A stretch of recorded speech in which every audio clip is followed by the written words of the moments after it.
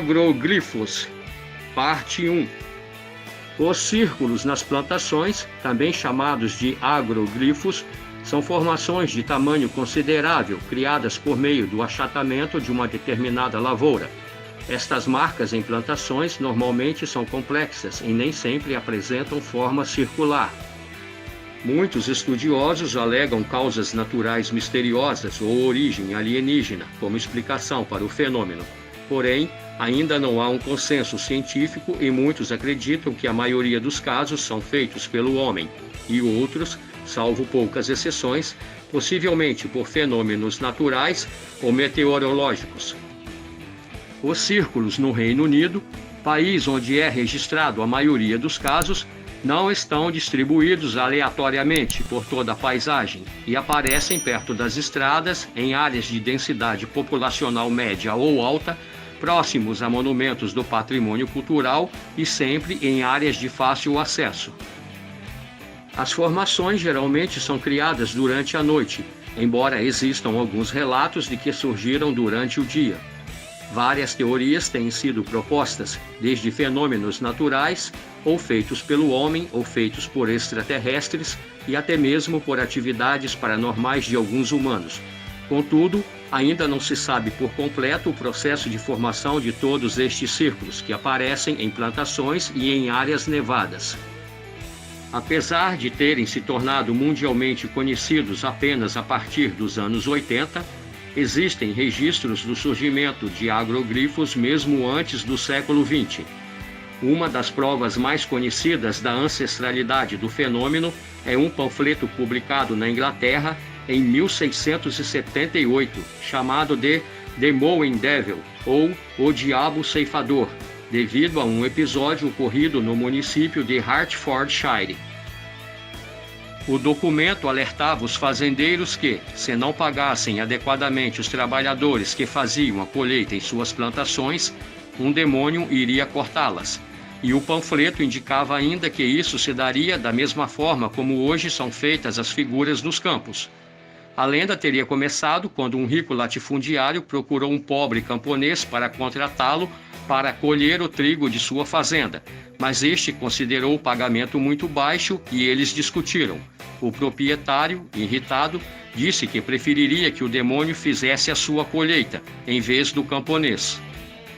E então veio a ação do diabo ceifador. Naquela noite, dezenas de pessoas viram a enorme plantação brilhando como se estivesse ardendo em fogo. E na manhã seguinte, os vizinhos foram até o latifundiário contar que tinham, de fato, visto um demônio fazer a colheita.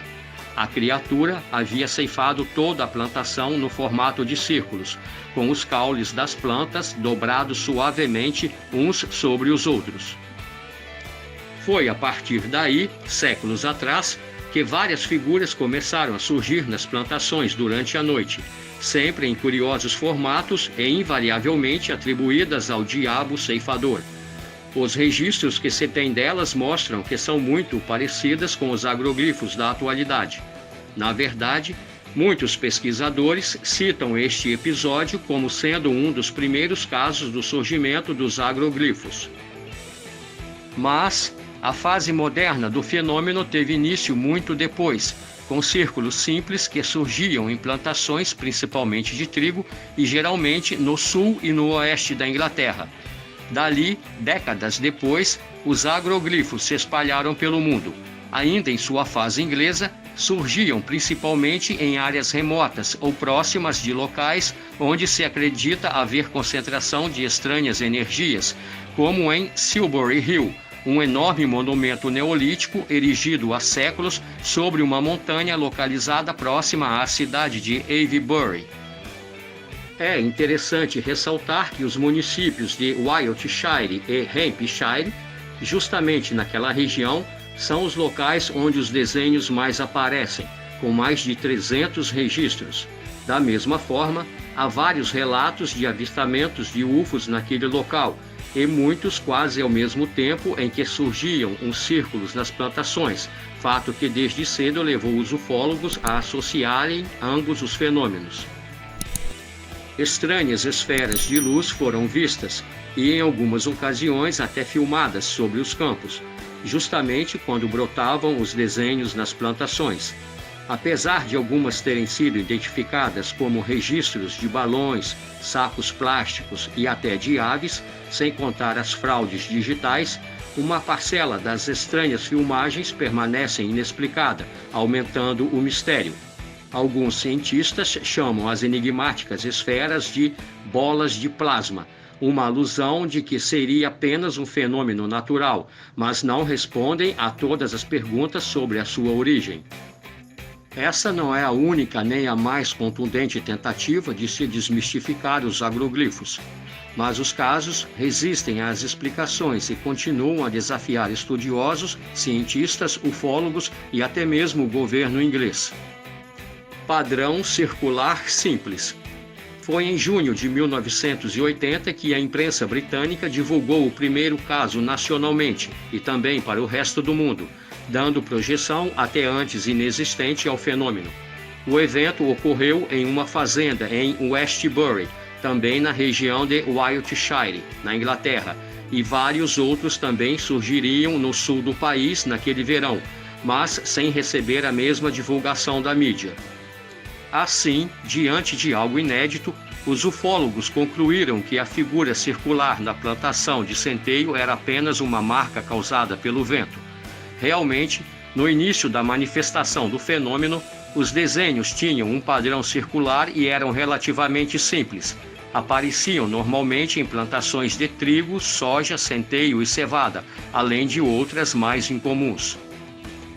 Um dos mais impressionantes agroglifos, surgido em Milk Hill, Wiltshire, Inglaterra, em 12 de agosto de 2001, tem centenas de círculos dispostos de maneira geometricamente perfeita. Mas nos anos seguintes, enquanto o número de agroglifos aumentava drasticamente, um novo padrão nos formatos começou a surgir. Os desenhos se formavam geralmente no fim da primavera e no verão, nos campos a oeste e sudeste de Londres. O local onde surgiam com mais frequência eram paisagens que já tinham algum mistério, como Stonehenge e Avebury, monumentos erguidos por povos extintos e alvos de peregrinações de místicos de todos os tipos. Naquela época não se apurou o número exato de círculos que apareceram, mas estimou-se que entre 1980 e 1987, mais de 120 deles foram registrados, e isso numa mesma região daquele país, na Inglaterra. Foi neste mesmo período que o fenômeno sofreu várias mutações, quando plantações que geralmente eram dobradas no sentido horário ganharam elementos integrados dobrados em sentido contrário. A existência de ambos os padrões, sempre de forma tão perfeita, chamou ainda mais a atenção de estudiosos. Somente em 1988, pelo menos 112 círculos foram registrados oficialmente na Inglaterra, quase a totalidade dos 7 anos anteriores. E no ano seguinte, esse número triplicou para 305 agroglifos. Os números eram cada vez mais expressivos, a ponto de, em 1990, terem-se espantosos 1000 registros apenas naquele país, e os agroglifos já migravam para outras partes do globo. O que havia começado com apenas algumas centenas de desenhos já chegava a mais de 2000 registros ao redor do mundo no começo dos anos 2000. Até hoje já foram catalogados cerca de 20.000 deles, sendo que a Inglaterra continua detendo a maioria, aproximadamente 80% do total. Países longínquos como Japão, Coreia do Norte, Austrália, Estados Unidos e Canadá, entre outros, também tiveram fazendas atingidas pelo fenômeno. Na maioria das vezes, os círculos são feitos durante a madrugada e sem que ninguém veja. São produzidos em poucos minutos e duram alguns dias, até serem destruídos por curiosos ou pela chuva, ou ainda colhidos pelos fazendeiros. Faces humanas e alienígenas. Sua complexidade também aumentou. De simples círculos foram surgindo desenhos mais elaborados, conjuntos de várias formas geométricas, representações de animais, de moléculas, de constelações e até mesmo de faces humanas e alienígenas. Rapidamente, o fenômeno dos círculos ingleses chegou à sociedade através de livros, revistas, conferências, programas de TV e até comerciais que usavam as figuras para promover de pneus a barbeadores elétricos. Muita gente ainda pensava, em pleno auge dos agroglifos, que seriam apenas um fenômeno da natureza. Outros que seriam uma tentativa de alienígenas se comunicarem conosco. E outros ainda atribuíam sua origem à pura brincadeira de alguns espertalhões. Vistos a partir do solo, os agroglifos também causam forte impacto pela sua beleza e perfeição. Várias hipóteses já foram apresentadas para explicar os sinais, desde a igualmente misteriosa equação dos vórtices de plasma do físico britânico Terence Midden, até a ação de coelhos sobre as plantações, que fariam os desenhos ocorrerem em círculos dentro deles. A explicação do Dr. Terence Midden de que os responsáveis pelos círculos seriam mini-tornados instantâneos poderia até ser plausível para explicar alguns casos de agroglifos mais banais, uma vez que existem relatos de círculos simples surgidos também na areia e sobre o gelo. Mas a tese do fundador da Organização de Pesquisa de Tornados e Tempestades, este Dr. Terence Midden, de forma alguma explica a crescente complexidade dos desenhos, que continuam a surgir em todo o mundo. Por exemplo, como atribuir a tornados figuras como uma cruz celta que surgiu em 1997 em Silbury Hill, na Inglaterra, ou uma outra em forma de floco de neve, com mais de 120 metros, encontrada em Winterbourne, também na Inglaterra, neste mesmo ano, isso entre milhares de outras. Há que se fazer um imenso exercício de imaginação para aceitar o que alega o Dr. Terence Midden. Aliás, para muitos céticos, a explicação está longe de ser extraterrestre. Eles creem piamente que tudo não passa de obras de arte de seres humanos mesmo, tais como dos dois velhinhos Doug Bauer e David Shorley. E ainda hoje a imprensa mundial cita os sexagenários como sendo autores de figuras cuja complexidade desafia até mesmo os gênios. Isso mesmo depois de mais de 10 anos de terem falecido. Sua história é curiosa.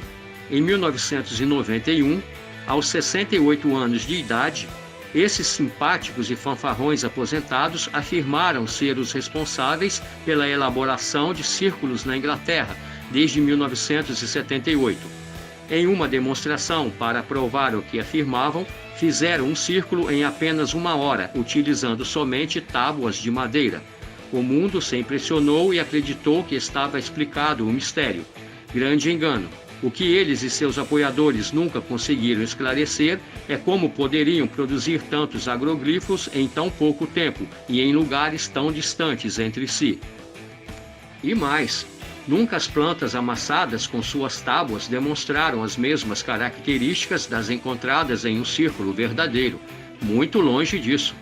Mesmo os fraudadores de círculos atuais, imensamente mais sofisticados, não conseguem reproduzir as características marcantes dos agroglifos originais. Sobre a febre de falsificar agroglifos. Também no início da década de 90, na esteira da basófia dos velhinhos Doug Bauer e David Shorley, os artistas Rod Dickinson e John Lundberg, posteriormente com a companhia de Will Russell e Robbie Irving, também se proclamaram fazedores de círculos e criaram algumas belas figuras na Inglaterra e ao redor do mundo para empresas que atendiam.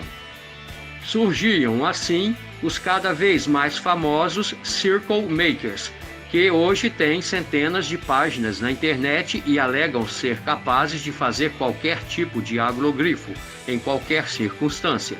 A febre de falsificar as figuras estava lançada. Tanto que, em 1992, uma competição com premiação de alguns milhares de libras para a escolha do melhor círculo levou muitas pessoas a tentarem recriar os misteriosos desenhos. O grande vencedor foi um grupo de engenheiros que usou canos, cordas e varas para recriar um círculo geometricamente quase perfeito. Em 2002, o canal Discovery Channel também patrocinou 5 estudantes de aeronáutica e astronáutica do Instituto de Tecnologia de Massachusetts, MIT, para criarem um círculo idêntico aos que os pesquisadores consideravam verdadeiros. Todos conseguiram reproduzir as figuras, até com certa precisão, mas em nenhum deles se identificou as características dos agroglifos originais, e elas são justamente a chave para separar uns dos outros.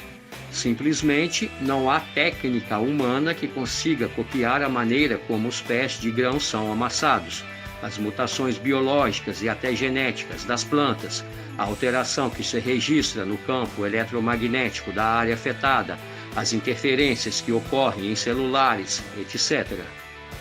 E é bom os fraudadores pensarem duas vezes antes de tentarem enganar ou danificar propriedade alheia com suas brincadeiras. Em 1992, os húngaros Gábor Takács e Robert Dalos, ambos com 17 anos na época, foram condenados judicialmente a pagar uma multa de $3.000 por danos a uma propriedade rural em Budapeste. No ano de 2000, o inglês Matthew Williams foi a primeira pessoa da Inglaterra a ser presa por fazer um agroglifo próximo da cidade inglesa de Devizes. No Brasil, logo após os agroglifos de 2008 em Santa Catarina, um grupo de estudantes também tentou fazer o mesmo em uma propriedade privada, sendo descobertos e condenados. A complexidade aumentando. Com tudo isso ocorrendo e com os círculos surgindo com complexidade cada vez maior, a única explicação viável para sua origem é a da ação de outras espécies cósmicas. Mas embora muitos estudiosos acreditem nessa hipótese, hoje convencidos de que as marcas originais só podem ter essa natureza, há alguns que vão além e afirmam que há algo ainda estranho sobre a manifestação do fenômeno. Um desses estudiosos é a pesquisadora inglesa Lucy Pringle, que há anos pesquisa essas formações. Ela acredita que são o produto da ação de inteligências extraterrestres, mas acha que são mais do que apenas isso. Devem ser algum tipo de comunicação. O que quer que seja a inteligência por trás desses desenhos, ela é mais avançada do que a nossa, afirma a pesquisadora. Lucy Pringle cita ainda efeitos peculiares que afetam pessoas que entram nos círculos, como náusea e dores de cabeça, os mesmos sintomas relatados por pessoas que têm contato mais próximo com naves extraterrestres. A força que cria essas formas nas plantações o faz através de uma descarga elétrica poderosa, como micro-ondas, pois os pés de milho e trigo dobram-se, mas não se quebram. É uma tese interessante, mas existem ainda outras teorias que tentam explicar o fenômeno, entre elas a de que agências do governo seriam responsáveis pela sua criação, com o uso de equipamentos de som de alta frequência. Será? Mas o que explicaria a náusea e as dores de cabeça que pessoas sentem ao ingressar em alguns deles? E ainda um evento mais bizarro, o de pessoas que se curam de doenças dentro de agroglifos. Bem, pessoal, por hora é só. Porém, como esse assunto sobre agroglifos é muito extenso e um tanto quanto polêmico, continuaremos com ele no vídeo da próxima semana, beleza? Até lá então, encontro marcado. E nosso muito obrigado pela força. Saúde e paz para todos nós.